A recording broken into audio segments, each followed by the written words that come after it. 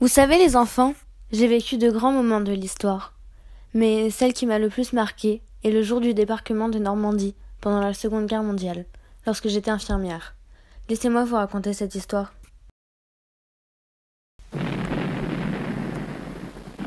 Je me souviens m'être réveillée par des bruits de bombardement. On toquait à ma porte pour me réveiller. Puis je me suis empressée d'aller dans la grande salle pour manger un morceau de pain et un peu de soupe en vitesse. Un silence pesait dans toute la salle. Le jour du débarquement était arrivé. Une fois terminé de manger, on se dispersa dans tout le lycée pour préparer l'équipement nécessaire pour les soins médicaux. Très rapidement, les réfugiés affluaient dans le lycée et on devenait rapidement débordé.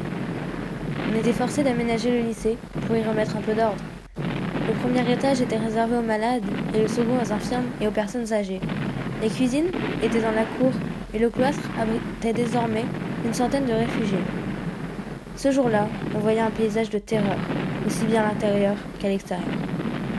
On s'efforçait d'une part de nourrir les réfugiés en quantité suffisante, et d'autre part de sauver les vies innocentes victimes de ces horreurs.